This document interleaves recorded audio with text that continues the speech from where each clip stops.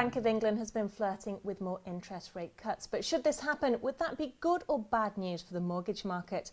Well, with me to explain is Paul Mahoney of Nova Financial. Paul, great to have you with us today. Thanks for having me. So, if the Bank of England does cut rates from 0.5% to 0.25%, which has been suggested, what sort of impact would this have on mortgages? Well, a reduction in borrowing costs, I think, is always a good thing for the mortgage market and the UK housing market, certainly in the short to medium term. Obviously, a reduction which is likely to be probably 25 basis points and likely to be next month would reduce current borrowing costs. Most banks would be expected to pass on the majority of that cut. And I suppose it would encourage those that were holding off on buying, potentially due to those costs, to start buying. So would potentially increase demand. Do you think it actually will, though, filter down to the people who are getting mortgages, or do you think banks, I mean, they still need to make money at the end of the day? Do you think they're not going to really knock it that low? Yeah, well, what's interesting is even though the rates didn't come down a few weeks ago when they were expected to, a few banks did make cuts.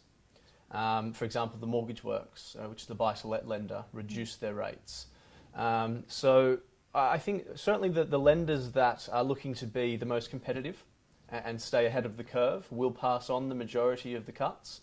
Obviously, that's their own commercial choice, but to stay, at the most competitive end of the market, then they will have to, I would assume.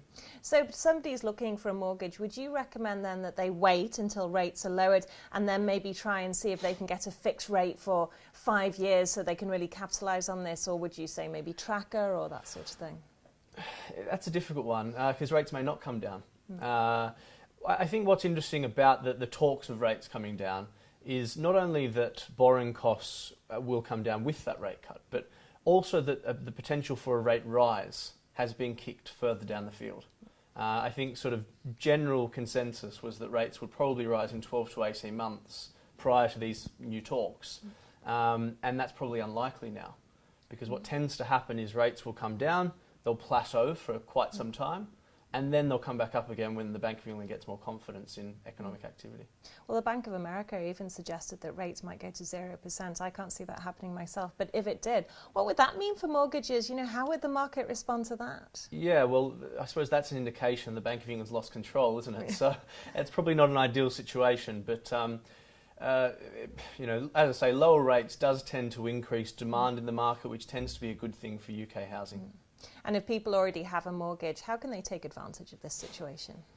Well, if they have a fixed rate, there's not much they can really do. Yeah. But if they are on tracker rates, or if they're looking to remortgage, then they have the potential to make some fairly significant savings. So when it comes to mortgages, now let's look at the buy-to-let market. Of course, we've seen that industry has had a bit of a beating of late with the Chancellor's tax cuts. So what's changing in the mortgage market for them? Well, what we've found is that a lot of people are now buying within limited companies.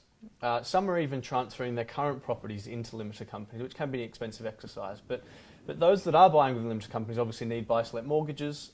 Previously, those rates have been quite high. They've been looked at as commercial loans.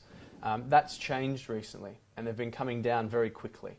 The better rates are now around 3.5%. So they're still about 1 to 1.5% above the rates available to individuals. However, 6 months ago they were 0.5% higher. So I wouldn't be at all surprised if within 6, 12, 18 months those rates were actually about the same as personal borrowing. So that's quite interesting. It's bringing down the cost of that option and certainly opening it up to more vital investors. So overall for everybody, it's a good time to get a mortgage. Yeah, it is. Yeah. Super. Thank you so much.